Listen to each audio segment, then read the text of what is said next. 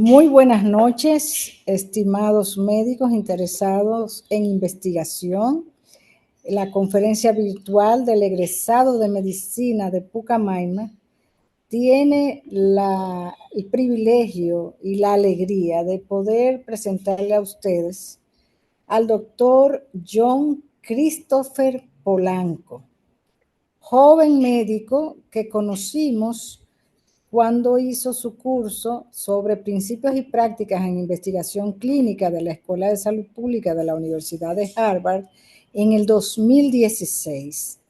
Este joven médico combina una serie de talentos y de determinación que lo han llevado a una velocidad poco habitual a terminar su maestría en investigación en epidemiología, que primero la hizo en Alemania y luego en Harvard, a entrar en el programa de cirugía general como residente en el Beth Israel Deaconess Medical Center en Boston, y a entrar en el programa de doctorado en epidemiología de la Universidad de Harvard. Y para completar, aceptó el reto de la iniciativa de investigación internacional, quien es el director en este momento. Y esta iniciativa es muy especial para mí porque fue la que me permitió trasladarme a Boston en el 2012 para yo completar este curso y un entrenamiento en investigación. John nos va a conversar hoy de algo que los clínicos y los médicos interesados en investigación nos interesa muchísimo. Y este dominicano, joven, talentoso, cirujano en proceso, John Polanco, nos hablará sobre asociación e inferencia causal, una introducción práctica. Esta conferencia será grabada, no obstante, anoten todas sus preguntas porque al final vamos a hacer una interacción sobre este tema. Adelante, John Polanco. Muchas gracias, doctora. Para mí es un honor estar aquí y poder compartir esta charla sobre asociación e inferencia causal. Y quiero agradecerle a usted en particular por haber facilitado esta plataforma para compartir esta información que considero es sumamente importante y de hecho es el tema principal de mi doctorado y por siempre fomentar el avance de la investigación de la República Dominicana. Para mí todo empezó en Simbiocli, siempre lo digo, todo empezó allá y fue porque usted dice existen personas con una mutación y pues yo tenía esa mutación y tuve una casa, un hogar donde todo empezó. Entonces, ¿cuál es la meta para hoy? Yo me sentiría satisfecho que si al terminar esa sesión podamos distinguir claramente qué significa hablar de una asociación estadística y qué significa hablar de un efecto causal. Vamos a escuchar términos como asociación no causal y asociación causal. Lo que se dificulta acá es que nosotros con lo que llamamos asociación generalizamos y es usualmente la asociación no causal. Además de que tengan una intuición básica de los métodos que existen para aproximarnos a la inferencia causal. No vamos a ver en esta charla matemáticas complejas, sin embargo, habrá unos cuantos símbolos a través de esta discusión y también hay términos, conceptos de epidemiología clásica que no entraremos en detalle acá para que podamos avanzar un poco más en los conceptos de inferencia causal. Lo que quiero es que cuando vayan a leer un artículo puedan preguntarse, ¿es esto una asociación no causal? ¿Es esto una asociación causal? ¿Y qué métodos utilizaron para poder llegar a esta conclusión? Antes de empezar a hablar, tengo que hacer una declaración de responsabilidades y yo no tengo ningún tipo de conflicto de interés con relación a esta presentación. Y de igual forma, todo lo que comparto hoy son interpretaciones personales mías y no representan la visión oficial de las instituciones con las que yo estoy afiliado. Tengo una agenda un poco cargada. Me sentiría feliz si llegamos a a la sexta parte, pero voy a tratar de que podamos cubrirlo todo. Pero la sexta parte hasta acá es lo más importante de esta discusión. Entonces, ¿por qué importa la diferencia entre asociación no causal y asociación causal. Déjenme empezar con una pregunta. ¿Qué pasa si confundimos una correlación o una asociación con causalidad? Lo que ocurre es que podemos diseñar políticas ineficaces e incluso llevar a hacer daño a pacientes o a poblaciones. Por ejemplo, imaginemos que en un hospital los pacientes que reciben ciertos tratamientos tienen peores resultados. ¿Significa esto que el tratamiento que estoy dando es dañino? No necesariamente. Puede ser que los médicos estamos indicando solamente a los pacientes que son más graves. Lo que quiere decir que esos pacientes tienen una mayor probabilidad de que puedan morir o puedan tener efectos adversos. Entonces, para tomar decisiones, ya sea a nivel de política pública o más individual, a nivel clínico de decisiones de paciente con pacientes, necesitamos poder responder preguntas causales. ¿Qué pasaría si cambiamos la exposición X? Y muy importante, ahora mismo estoy hablando de una exposición o tratamiento X, pero más adelante, cuando entremos un poquito más a las notaciones científicas que se utilizan en inferencia causal, vamos a utilizar el término A para definir una intervención y X para definir los confusores o confounding, como tanto conocemos. Por ejemplo, si reducimos el consumo de sal, ¿bajarán los infartos? Si implementamos control vectorial, ¿disminuirá el dengue? Ese es el corazón de lo que nosotros hablamos de inferencia causal.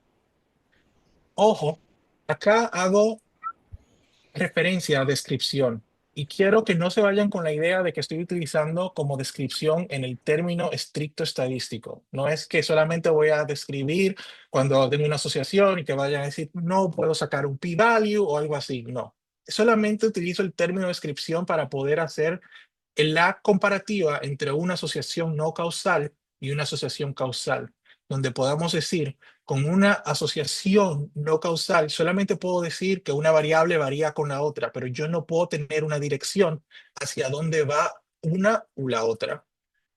Ah, por lo tanto, descripción es solamente para desarrollar la intuición de diferencia causal.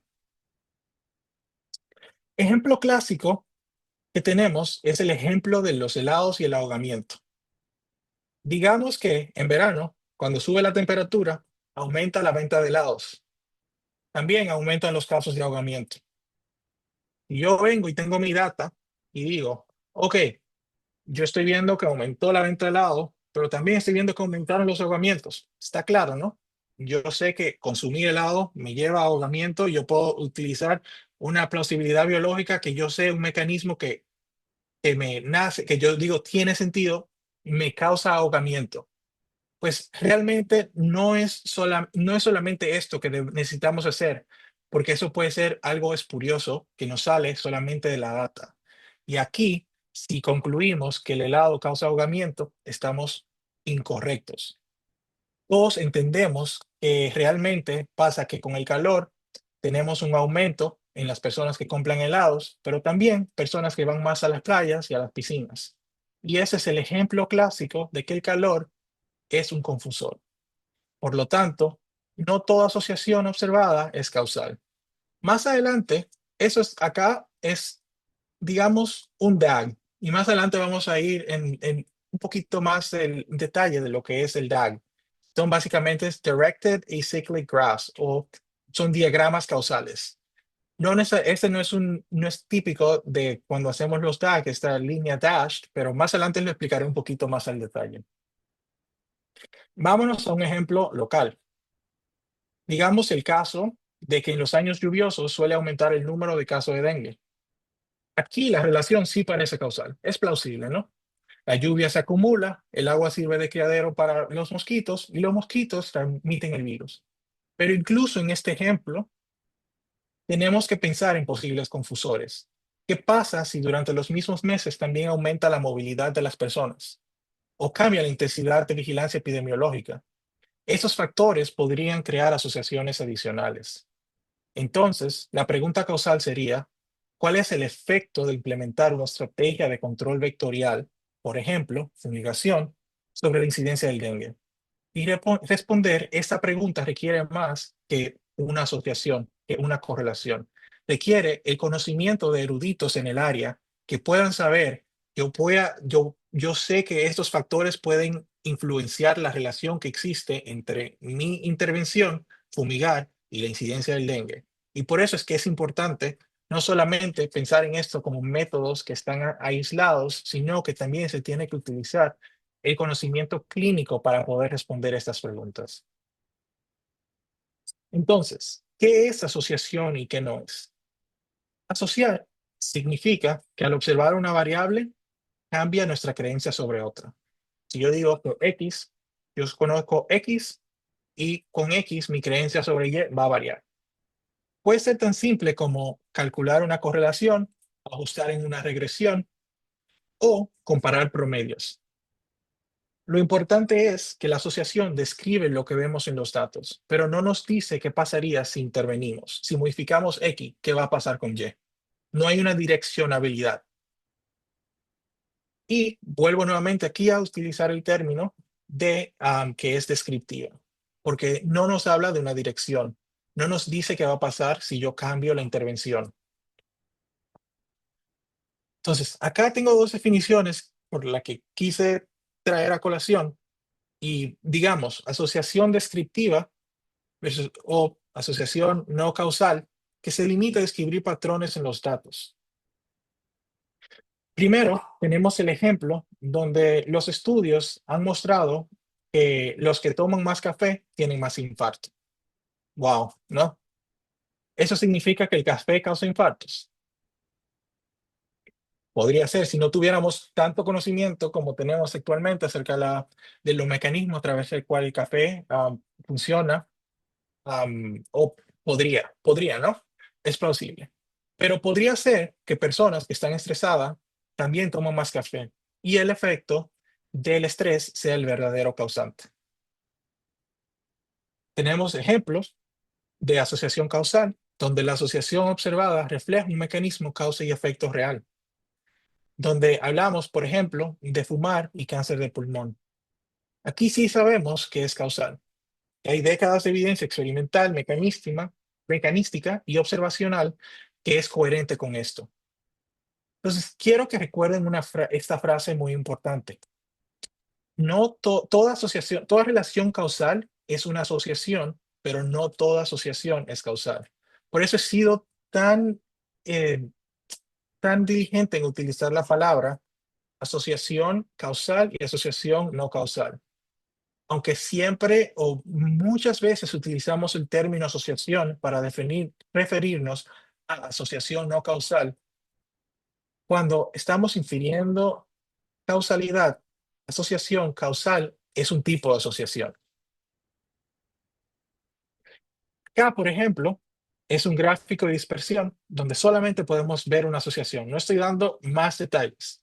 Este gráfico claramente podemos ver que a mayor X tenemos mayor Y. Pero como ya hemos visto, una correlación simple, una asociación simple no significa causalidad. Necesitamos preguntarnos, ¿existe un mecanismo que sea plausible? Hay confusores y se cumplen los supuestos para hacer inferencia causal. Estos supuestos los vamos a ver un poquito más adelante.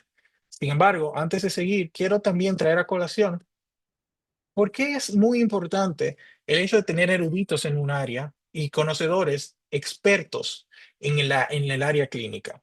Y esto es dado por la paradoja de Simpson, donde podemos ver en esta gráfica que si analizamos los datos en la totalidad, el efecto podría ser peor que no dar una intervención. Sin embargo, cuando estratificamos por severidad, resulta que ambos grupos de tratamiento es mejor. Como lo podemos ver por arriba de la línea que está a 45 grados acá, leve y grave, el tratamiento es mejor comparado que si lo hacemos en la totalidad. Esto ilustra el peligro que es ignorar la heterogeneidad y no estratificar adecuadamente. Estos conceptos o este conocimiento, no estoy hablando de una enfermedad en particular, pero solamente personas que sean expertas en un área clínica, en una enfermedad, podrían tener conocimiento de por qué y poder direccionarnos hacia una posible explicación de por qué esto pasa. Y por eso es que el conocimiento clínico es de gran importancia a la hora de diseñar y analizar los datos. Entonces, empecemos a hablar un poco acerca de los que es los fundamentos causales. Y es que estoy utilizando unos símbolos y es un poquito pesado, pero síganme y vamos a tratar de hacerlo lo más digerible posible. La inferencia causal está basada en los resultados potenciales. Y es que para formalizar lo causal usamos este marco donde cada individuo tiene dos posibles mundos. ¿Qué pasaría si recibe el tratamiento? Acá tenemos Y, que es el Y, individuo, unidad o paciente. Si recibe el tratamiento, se expone. Y cero, si no se expone. Nosotros podemos solamente observar uno de estos mundos. Cuando hacemos inferencia causal, tratamos de estimar el efecto causal promedio, que sería la diferencia entre estos mundos. Lo que pasa en el mundo donde todo el mundo habría recibido tratamiento y todo el mundo no habría recibido tratamiento. Un ejemplo, el reto más importante que tenemos para hacer inferencia causal, sin embargo, es que nunca podemos observar ambos resultados para la misma persona. Y acá es que viene, es lo bonito de hacer la inferencia causal. ¿Qué métodos utilizamos para poder hacer o simular lo que pasaría en un mundo donde todo el mundo es tratado o todo el mundo no es tratado, o cómo poder observar ambos resultados potenciales? Anteriormente hablé de unos supuestos y esos supuestos son los necesarios para nosotros poder hacer inferencia causal. Primero que todo, tenemos la consistencia, y es que lo que observamos corresponde al resultado potencial del tratamiento recibido. Dígase que si yo observo algo en un paciente que está siendo tratado, es lo que yo habría observado en ese mundo de resultados potenciales. Mi Y, el valor de Y va a estar, es consistente.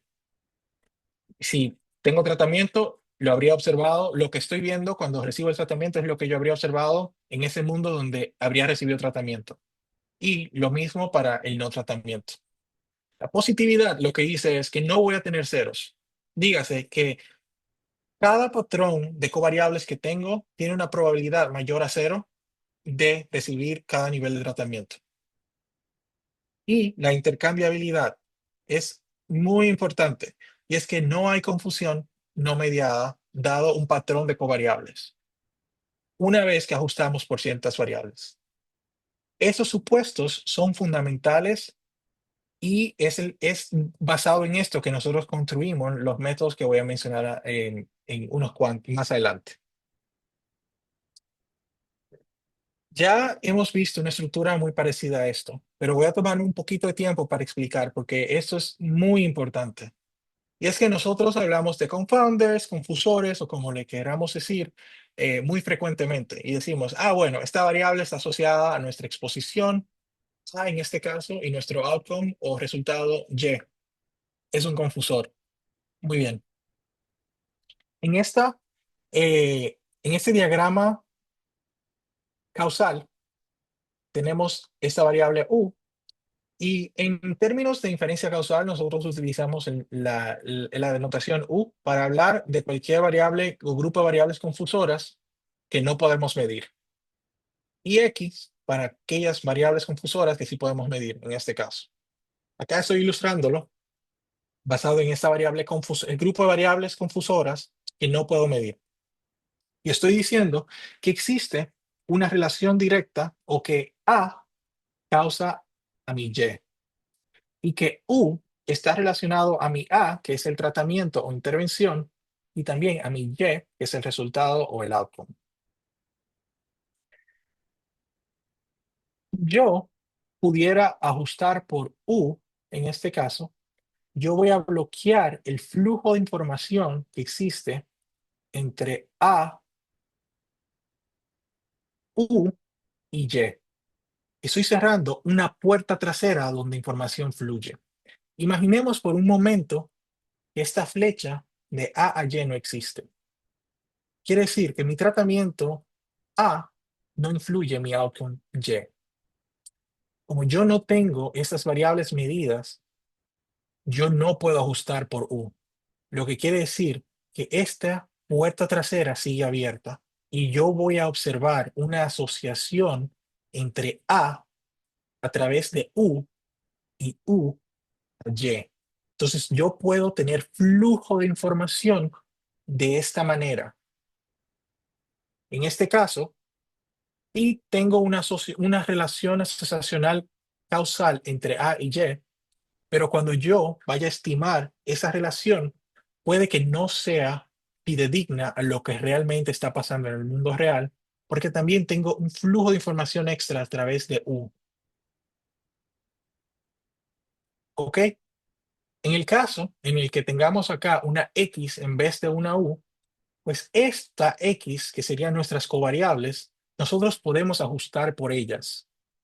Dígase, vía un modelo de regresión, todo eso que conocemos, que una regresión logística, que una regresión lineal, que esos métodos, unos métodos como propensity score y otras cosas, yo condiciono en esta X, no se llama, aquí estamos asumiendo que se llama X, yo puedo bloquear el flujo de información de a X. No va a haber ningún flujo y el único flujo de información que voy a tener es de a Y. En el caso cuando uno es medible, entonces deberían considerarse también variables sustitutas o métodos alternativos como son instrumental variables o variables instrumentadas, discontinuidad de regresión o diferencias en diferencias, que vamos a ver son métodos econométricos no tanto utilizados en la parte de inferencia causal epidemiológica, pero que sí es bueno que conozcan por la parte de econometría. De igual forma, tenemos otras estructuras. Y cabe resaltar, solamente para dar un poquito de contexto, que esto que mencioné, usualmente nosotros pensamos muy claramente en epidemiología clásica, el confusor, el mediador, el colisionador. Sin embargo, yo estoy proporcionando una visión estructural a través de los diagramas causales. Como mi mentor dice, uno de los padres modernos de la inferencia causal, el doctor Miguel Hernán, draw your assumptions before your conclusions. Por eso es que es muy importante que hagamos esto para no cometer unos errores que vamos a ver a continuación. Entonces, tenemos mediadores. Mediador es aquella variable por la cual nosotros creemos que el efecto de alguna intervención, tratamiento, exposición, media el efecto que tiene en el outcome. Por ejemplo, digamos que nosotros estamos estudiando el efecto de fumar y la incidencia de cáncer de pulmón. Fumar es nuestra A, incidencia de cáncer de pulmón es nuestra y M sería, digamos, un carcinógeno X que media el efecto de A. Pero A también tiene un montón de otros mecanismos a través de lo cual él causa el efecto que tiene en Y. Si yo condiciono en M, estoy bloqueando el flujo de información de a M y por lo tanto no estoy, no, perdón, si condiciono en M, no estoy permitiendo que exista un flujo de información de M a Y. Lo que quiere decir que no voy a medir el efecto que tiene ese carcinógeno en particular sobre la incidencia de cáncer de pulmón y solamente voy a estar midiendo el efecto que tengo desde a Y, directo, por todos los demás mecanismos, sin incluir el efecto que tiene ese carcinógeno en particular. Por eso, usualmente no se debe condicionar o ajustar por los mediadores. El otro caso, y este es un caso de que nunca, es el caso del colisionador. El colisionador es cuando dos variables influencian a otra variable. Vemos dos flechas acá. Ejemplo es que si yo tengo el efecto de A sobre Y y tengo esa estructura de colisionador acá, cuando el colisionador no se condiciona, no hay flujo de información. Dígase que yo tengo A, va a la C, mi colisionador, no va a transmitir ningún tipo de información de C a Y y solamente estoy teniendo el efecto de A a Y. Sin embargo, si yo condicionara en mi C acá, yo estoy abriendo otra puerta para que exista flujo de información de A a C y de C a Y.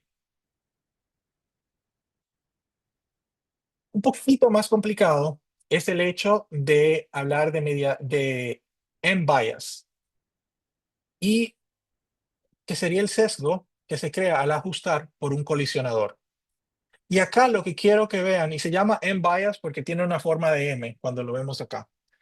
Y acá lo que quiero que vean es que, por ejemplo, tenemos nuestro tratamiento, intervención A, y nuestro outcome Y. Tenemos dos confundidores no medidos, U1 y U2, y estos afectan a nuestro colisionador, que estoy llamando M acá para seguir con la idealización de que tenemos mediadores, tenemos, perdón, el on-bias que tiene una forma en M, pero no porque eso es un mediador. Y acá vemos que dos flechas van derecho hacia esta variable. Como no podemos medir U ni ajustar por U, si tenemos un flujo de información de A hacia U hacia M, pero como no ajustamos por M, no hay un flujo de información de M a U2 a Y. Sin embargo, el problema existe cuando utilizamos regresión e incluimos una variable M, que es un colisionador, y ahí sí abrimos el flujo de información de A a U, M a U2 a Y. Y ahí creamos una asociación no causal que no existía previamente. De igual forma, esa es otra estructura, son un poquito diferente, pero es básicamente lo mismo. Y lo que quiero ilustrar acá es que no debemos ajustar por todas las variables sin que exista una razón por la que queremos ajustar por esa variable. Pero C sería la confusora, y sí deberíamos ajustar por C, porque ajustando por C, yo voy a bloquear el flujo de información de A a Y a través de C, que sería una variable confusora adecuada. Sin embargo, si ajustamos por M, acá estamos viendo otro pathway, pues, que sería una puerta trasera para que exista un flujo de información de A a U1 a M a U2 a Y. Y esto no sería correcto. Por eso es que es muy importante utilizar el conocimiento de los expertos en un área. Acá quiero hablar un poco acerca de los estudios experimentales y cuasi experimentales. El RCT o Randomized Control Trial o ensayo clínico es el estándar para los ensayos clínicos aleatorizados. Aleatorizar hace que, en promedio, los grupos sean comparables. Acá decimos, vamos a utilizar este blank statement donde digo que si yo tengo aleatorización, los pacientes son comparables, no tenemos ningún tipo de problemas con eso de confusores. Perfecto, ¿no? Limitaciones son claras en este caso, y es que tienen altos costos, dilemas éticos, no siempre se pueden llevar a cabo, y a veces tienen poca validez externa, pero son las referencias de lo que sería ideal. Acá podemos ver un ejemplo claro de que tenemos una población elegible, aleatorizamos, y después el paciente va a recibir el tratamiento o el control, y nosotros observamos directamente el resultado Y en ambos casos, si recibe el tratamiento o recibe el control. No siempre es factible hacer ese tipo de estudios, dado lo que mencioné anteriormente, y tenemos otras opciones, como son los estudios cuasi experimentales. Y aquí, cuando no podemos hacer un estudio, un ensayo clínico randomizado, acá hacemos el cuasi experimento, donde cae, o sea, podríamos decir que todo estudio que no tiene aleatorización sería técnicamente observacional, Y en este caso, un estudio cuasi experimental sería el subconjunto de estudios en el que aprovechamos alguna regla, algún umbral o algún evento externo que imita el experimento, lo que nos da más poder para hablar de causalidad que con un simple ajuste por regresión, por ejemplo, sin tener en consideración otras circunstancias y otras assumptions que debemos de hacer. Tenemos métodos de análisis que tratan de imitar las propiedades de un experimento utilizando esta variación natural de los datos. Y acá es que vienen las diferencias en diferencias, la regresión de discontinuidad y las variables instrumentales. Las diferencias en diferencias, lo que comparamos es una tendencia antes y después entre grupos tratados y los controles. En la regresión discontinua, acá lo que se explota es un punto en el corte, en la asignación, y eso lo vamos a ver un poquito mejor de una manera gráfica. Y las variables instrumentales es que utilizamos alguna variable externa que afecta la exposición, pero no directamente el resultado de lo que queremos medir. Entonces acá tenemos un esquema de lo que es una diferencia en diferencia. Y básicamente, acá comparamos cambios en un grupo tratado contra los cambios en un grupo control. Digamos que nosotros de acá no estamos interviniendo como tal, pero estamos utilizando algún cambio, alguna política que se ha implementado. Y por eso es acá que llamamos cuasi experimentales, ¿no? Porque hubo un cambio y aquí podemos medirlo. El supuesto central de este tipo de análisis es que en ausencia de la intervención, ambos grupos habrían seguido trayectorias paralelas.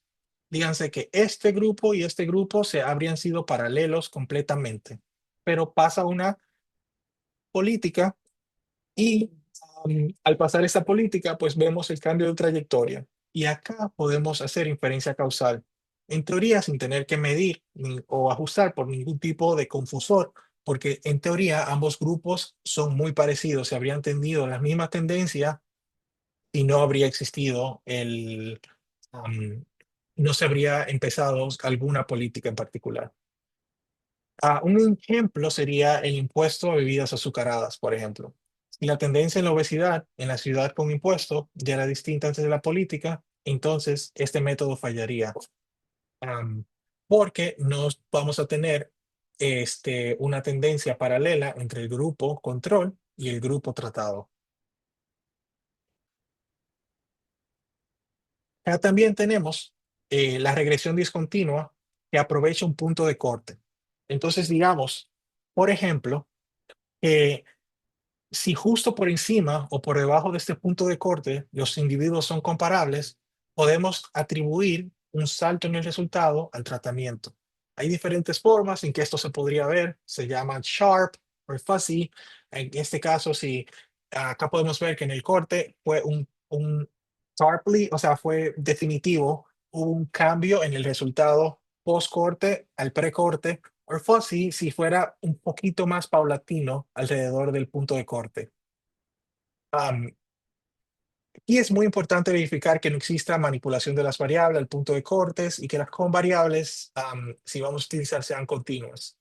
Este método es muy conveniente porque se parece mucho a un experimento natural. Y un ejemplo acá sería el caso de tener digamos, los recién nacidos que son que tienen de bajo peso. Eso es el punto de bajo peso, digamos, si pesa menos de 2000 gramos, digamos, 1999 gramos, el recién nacido va a recibir un tipo de tratamiento que sería más agresivo que si pesa 2000 gramos. Un gramo no va a hacer la diferencia en teoría, pero como esos valores se sacan a partir de estudios grandes, pues ese ha sido el punto de corte que se tomó, ¿no? Entonces se dice que esos pacientes serían muy parecidos y el cambio que podemos ver en los resultados sería atribuible simplemente a la intervención en este caso. Acá tenemos el caso de variables instrumentales, que es un método muy utilizado cuando la exposición no puede considerarse como si pasara completamente aleatoria. Este método es utilizado mucho en econometría, pero también lo estamos implementando bastante en métodos epidemiológicos. Y la idea es la siguiente. Muchas veces no podemos simplemente comparar expuestos y no expuestos. porque sabemos que la decisión de recibir el tratamiento está relacionada con factores que también afectan el resultado. Y, eso es lo que llamamos confusión no medida. Un ejemplo clásico sería es la distancia a un hospital especializado, por ejemplo. Si queremos estudiar el efecto de ser atendido en un hospital de alta complejidad sobre la mortalidad, la distancia puede ser un buen instrumento. Las personas que viven más cerca tienen mayor probabilidad de ser atendidas en el hospital, pero asumimos que la distancia no debería afectar directamente a la mortalidad, excepto a través del tipo de hospital. El problema, este método es muy poderoso. El problema es que mm, es muy difícil encontrar instrumentos válidos y si el instrumento no es válido, la estimación estaría sesgada. Ahora bien, moviéndonos un poco acerca de los métodos observacionales, uno muy simple que todos conocemos acá sería el método de la regresión. Acá podemos modelar el valor de la expectativa de Y dado valores de tratamiento y número de covariables, por ejemplo. Em, que básicamente sería una regresión lineal, digamos. Si decimos que queremos ver la media del resultado, dado grupo de tratamiento y el grupo de covariables. Y después comparamos las predicciones tanto para el tratamiento, recibir el tratamiento o no recibir el tratamiento. Este método depende fuertemente de que hayamos medido todos los confusores y que el modelo esté bien especificado, porque si digamos que nosotros tenemos un outcome que sea binario o un resultado que sea binario y utilizamos una regresión lineal, por ejemplo, ya sabemos que debería ser en teoría, simplificándolo en gran manera, una regresión logística, no una regresión lineal. Entonces, si lo no especificamos adecuadamente el modelo, pues los resultados que vamos a obtener no van a ser fidedignos. Si omitimos un confusor, pues el estimado es sesgado. Y si usamos un modelo lineal simple, cuando no lo necesitamos, pues también va a estar sesgado. Por eso, puede requerir que cuando se esté haciendo una regresión se requiera la inclusión de términos flexibles como son interacciones, polinomios, etcétera, que a veces no consideramos porque no sabemos la relación que realmente existe entre una variable. Y son cosas que debemos de considerar antes de poder llegar a la inferencia causal y poder tener estimaciones adecuadas. Propensity score o puntajes de propensión, básicamente es la probabilidad de recibir el tratamiento dado un grupo de covariables que yo tenga. La idea es balancear la distribución de los confusores entre aquellas personas que están tratadas y aquellas que están que son nuestros controles.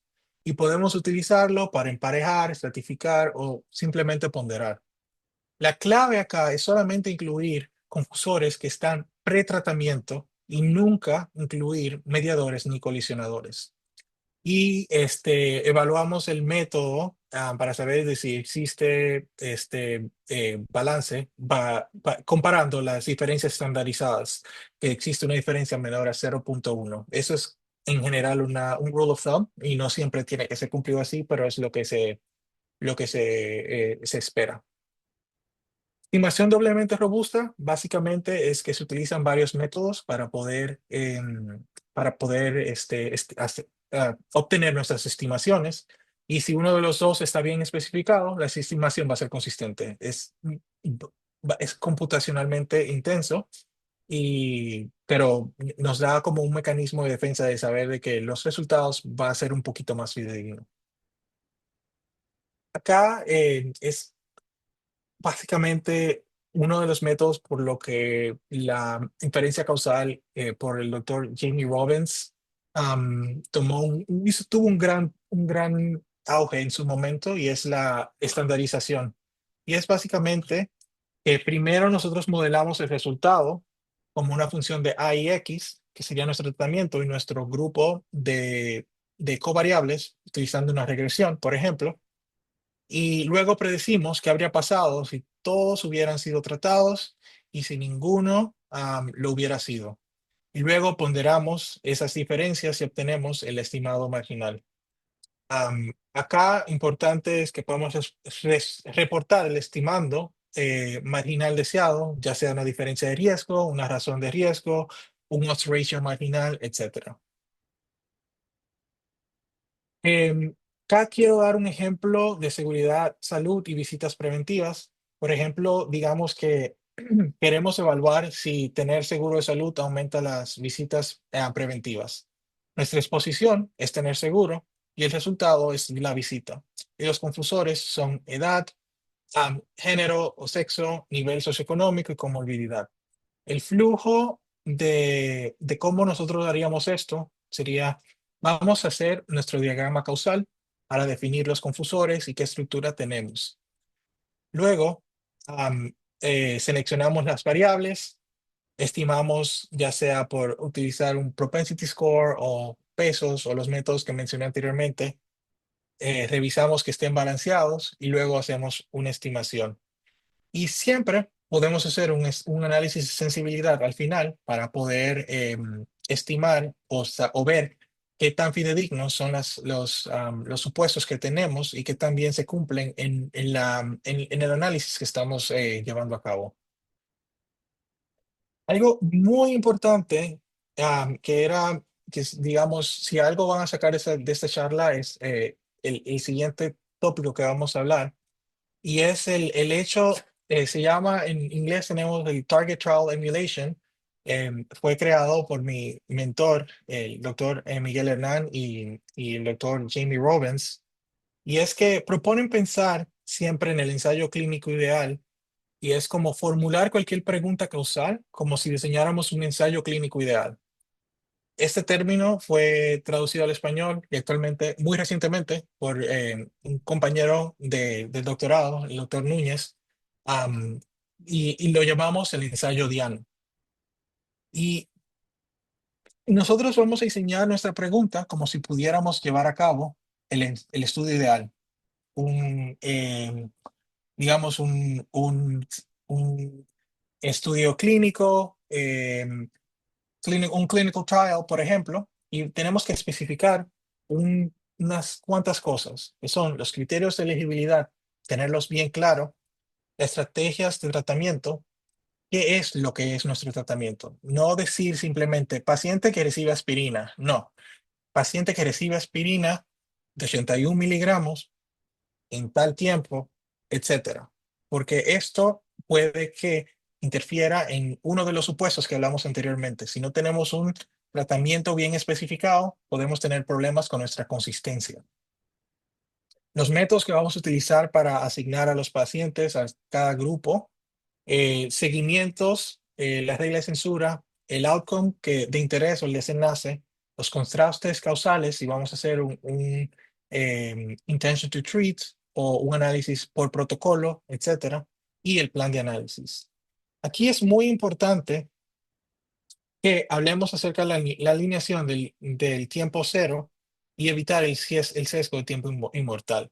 Por eso es que si, por ejemplo, yo voy a hacer un estudio donde yo voy a estudiar pacientes que inician contraceptivos orales, por ejemplo, yo quiero que sean pacientes que han iniciado em, contraceptivos orales, no pacientes que ya que han usado contraceptivos orales por un gran periodo de tiempo.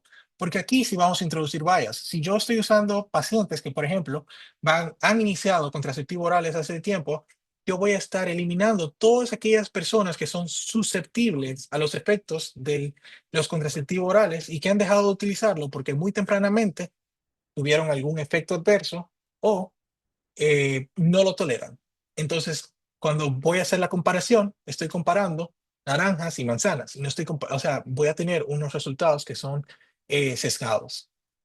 Y luego de tener todos, de definir explícitamente todo esto, pues usamos datos observacionales para emular ese ensayo bajo los supuestos que describimos anteriormente. Eh, de una manera un poco rápida, acá tengo un ejemplo que sería, ¿qué pasa si tratamos hipertensión al diagnóstico versus si esperamos? En el ensayo Diana, los adultos serían, adultos recién diagnosticados con hipertensión sería nuestra población. La intervención sería iniciar un fármaco, en un mes versus esperar, ser bastante específico en esto, yo habría podido definir esto un poquito mejor. El tiempo cero sería la fecha del diagnóstico. El desenlace sería, por ejemplo, infarto de miocardio, 5 años, etcétera. Para poder llevar a hacer la emulación, pues podemos utilizar registros clínicos para obtener la data, como sería seleccionar cohortes que cumplen con esos criterios, ajustar por confusores que han sido medidos y comparar resultados como si fuera un RCT, por ejemplo. Es un poquito más complejo de esto, es una visión sumamente simplificada, am, pero es solamente para desarrollar un poco la intuición acerca del tema. Ya estos lo hemos tratado un poco, los confusores, sesgo de selección, que es lo que pasa cuando condicionamos en los colisionadores, error de medición, que es clasificación errónea de las variables, y causalidad inversa, que es cuando el resultado o el outcome influye en nuestra exposición a. Hablamos de esto un poquito y es básicamente ser, poder determinar diferencias en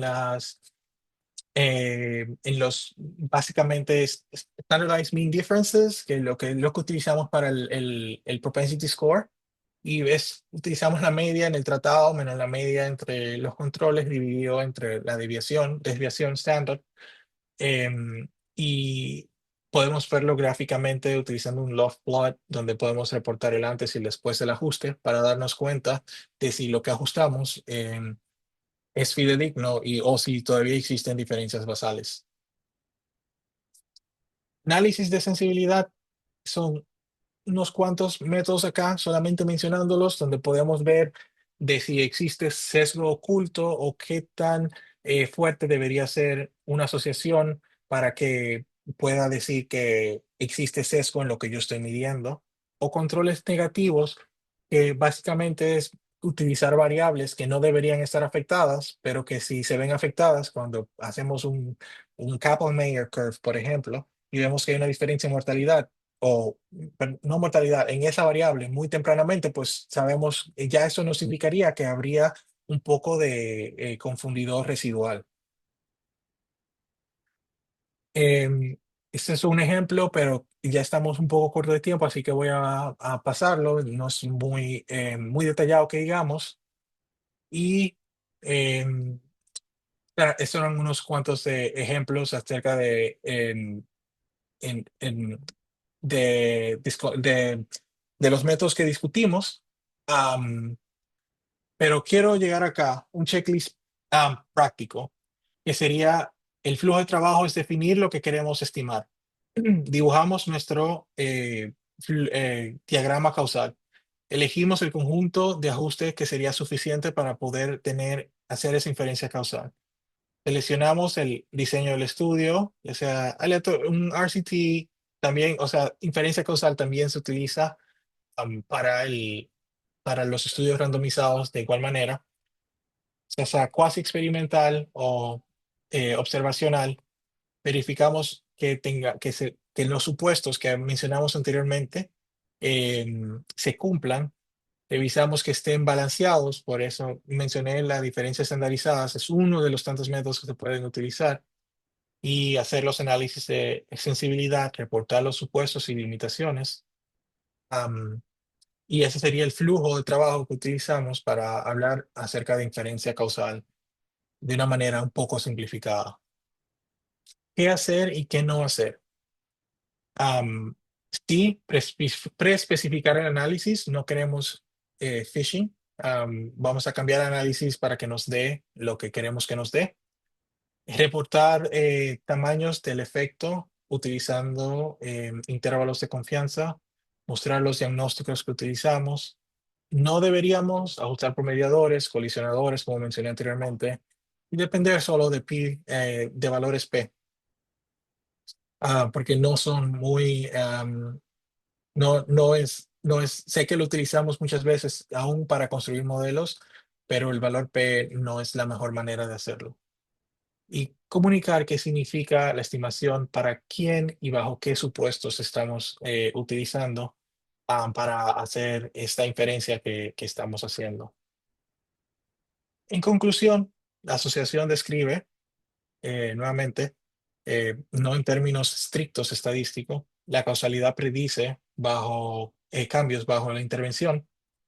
La inferencia causal creíble necesita diseño, necesita supuestos, necesita diagnósticos, necesita personas que sean expertos en el área que estamos estudiando. Utilicemos los diagramas causales, elegir el diseño correcto y someter los resultados a prueba. Y nuevamente, eh, deberíamos dibujar nuestros assumptions antes de escribir nuestras conclusiones. Y es todo. Estoy abierto tengamos preguntas si existen. Sé que fue un poco denso, pero quería cubrir el mayor número de herramientas que tenemos posibles. Mil gracias, John. Eh, el campo de la estadística es un diseño matemático del pensamiento humano y por eso poder medir todos los elementos para poder tener propiedad cuando uno dice algún enunciado es fundamental para toma de decisiones, sobre todo los médicos. Y esto es particularmente interesante porque nosotros consumimos el resultado de investigaciones para la toma de decisión. Y conocer estos detalles nos ayudaría muchísimo para interpretar correctamente qué es lo que estamos leyendo. Vamos a ver las preguntas en el chat, o las personas que deseen pueden, déjame ver si levantan las manos. Y déjame ver, no veo las manos. Tú sabes, me interesaría muchísimo, John, este ejercicio, poder hacerlo con resultados de publicaciones, que podamos ver esa interpretación, cómo la podemos hacer. Vamos a ver aquí las preguntas. Y de hecho, en poblaciones como nosotros, que no tenemos esa cultura de investigación de manera sostenida, poder hacer sistemas de transferencia de información de manera que los receptores, en este caso todo el sector salud, los médicos, entiendan bien lo que leemos. Es mi impresión que es algo que tenemos que ponerle mucha atención en todo el proceso de educación y continuación de la práctica médica. En tu experiencia, en el tiempo que estuviste aquí con nosotros y ahora en el tiempo que estás allá profundizando sobre investigación y cómo entender mejor la información, ¿qué ha sido lo que más te ha impresionado en tu experiencia sobre la diferencia entre cuando estabas en República Dominicana, ahora que estás en Harvard estudiando sobre epidemiología? Creo que lo que más me ha impresionado realmente es el hecho de que, estando igual en la República Dominicana o venir acá, es el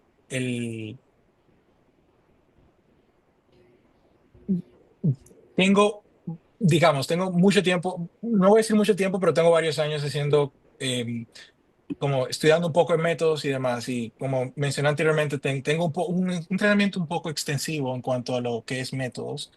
Y el hecho de que me ha tomado llegar a, a tener que empezar el doctorado y tener más de un año estudiando esto para poder entender estos métodos, no tener la accesibilidad para todo el mundo de poder, de poder decir, em, necesito esto para poder llevar a inferencia causal y que se está produciendo tanto,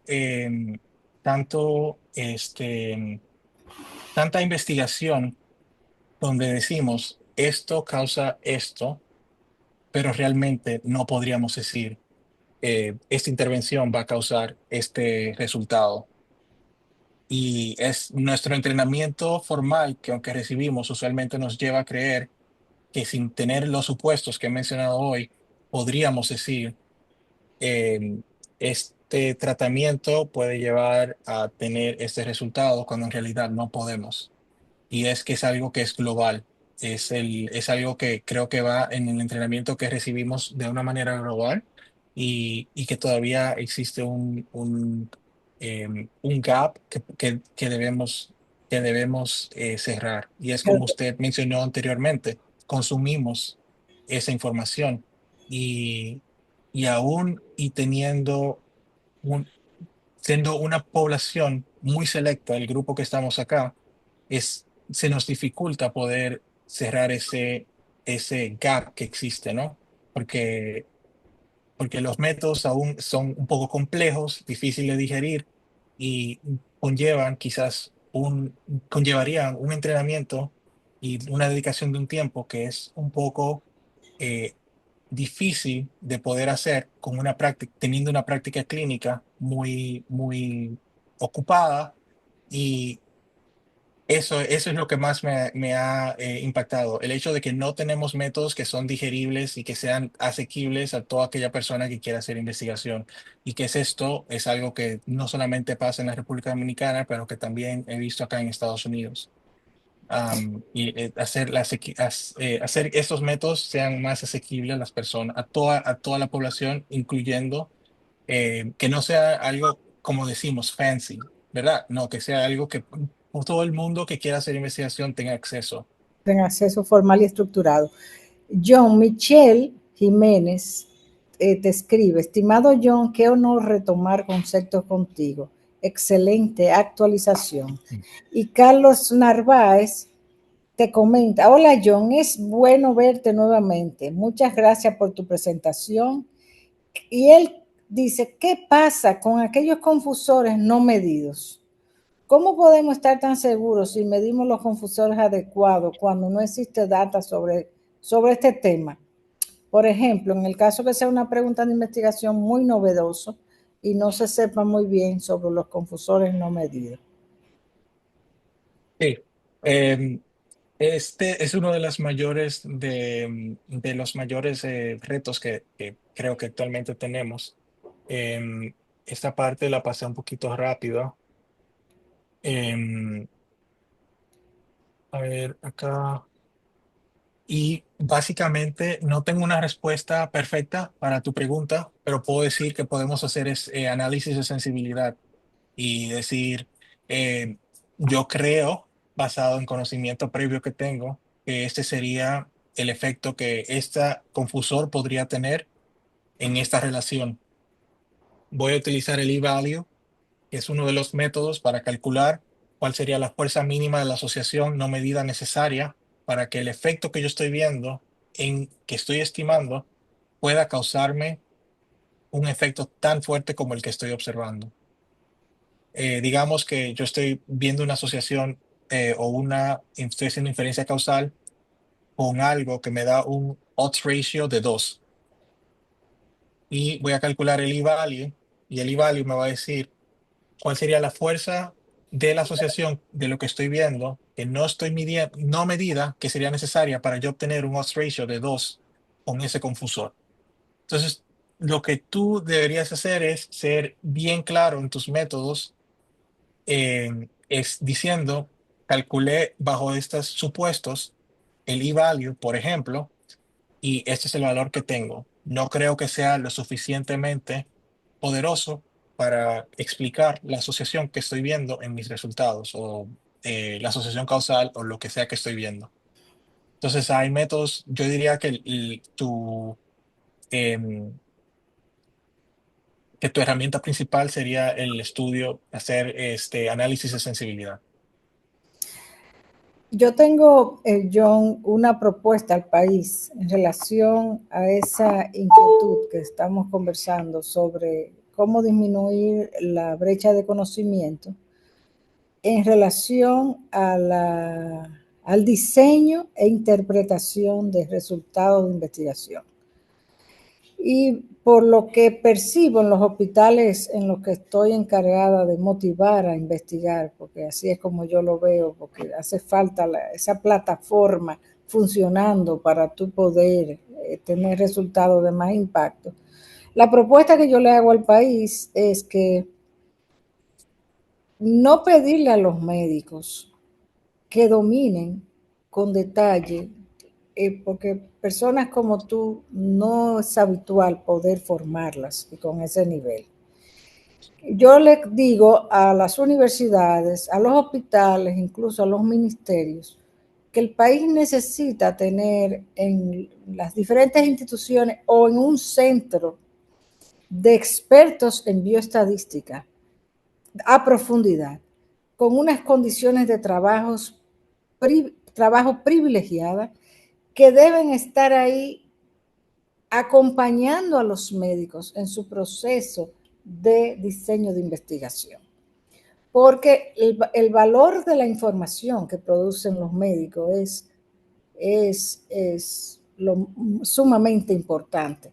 Y ellos lo que deben seguir haciendo expertos en poder interpretar cómo hacer las variables, o sea, cómo hacerlo, cómo llevar la investigación y dar el dato confiable dentro del proceso previamente diseñado, acompañado con su equipo de bioestadística e incluso tener personas que sean expertos en la escritura para ayudarlo en el proceso, porque en última instancia el médico con el paciente determina muchas cosas. No se puede diluir. Claro, hay diferentes etapas en el desarrollo de la medicina. Por ejemplo, en el caso mío, prácticamente yo estoy aprendiendo más sobre investigación ahora, en la última etapa de mi carrera. Pero los médicos, yo les digo cuando me pregunten, ustedes no tienen por qué dominar esa parte. Se le debe buscar como un acompañamiento, excepto las excepciones así súper especiales como tú, que has podido hacer las cosas, la estás haciendo de manera simultánea. Es maravilloso, pero yo creo que si en cada centro, o por lo menos existe en cada región del país, un centro de expertos en bioestadística disponible con las condiciones que se merece, los médicos van a poder ayudar más, porque hacerlo de la otra manera es un poco cuesta arriba, pedirle al médico que domine todos los conceptos para hacerlo. Pero yo creo, ahora hay muchas condiciones que luce que finalmente el país puede desde estructura de más altura asumir con más responsabilidad el hecho de que no se puede avanzar en salud si usted no genera datos confiables, porque usted está siempre suponiendo cosas de otras poblaciones, de otras circunstancias, y lo que se sabe no hay problema, pero cuando ocurren cosas nuevas, se necesita una plataforma de referencia incuestionable, que no tenga los bias políticos, institucionales, personales, problema de ego, problema de nada de eso, que sea una información confiable, que es lo que en última instancia nos va a ayudar a mejorar como país. John, debes saber, todo el equipo que está aquí y todas las personas que están escuchando, que esta conferencia está avalada por la Academia Dominicana de Medicina y la Academia de Ciencias de la República Dominicana, igual que la logística de apoyo de la Fundación Madre y Maestra y la unidad de egresado de la Pontificia Universidad Católica Madre y Maestra. Yo espero poder establecer las condiciones, más ahora que tú eres director de la Iniciativa Internacional de Investigación allá en Harvard, para fortalecer las posibilidades de no solo de capacitación, sino de laboratorios de investigación donde las poblaciones dominicanas sean representadas en las investigaciones a todos los niveles. John, estoy muy orgullosa de ti. Tengo que ver la conferencia un par de veces para poder digerir los conceptos, sobre todo de epidemiología, pero lo voy a hacer y yo le prometo a todo el que está aquí que las preguntas le van a llegar. Gracias por tu tiempo. Estoy muy contenta de compartir contigo de nuevo. Saludo a todo el mundo allá en Boston. Muchas gracias. Muy buenas noches a todos. Gracias por su tiempo. Gracias, John. Hasta pronto. Hasta pronto.